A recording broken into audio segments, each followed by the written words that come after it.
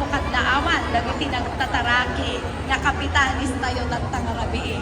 Adato'y na po, amok ang maayayatan na sa nagtutulungan. Ang alam ko, excited at nininervyos na rin sila.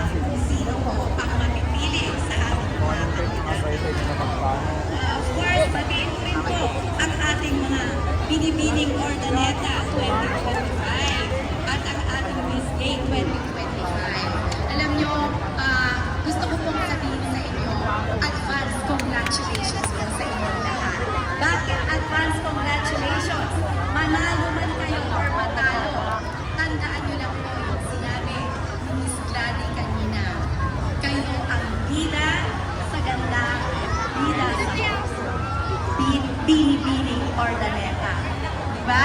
Kaya congratulations po sa inyong lahat. And of course, good luck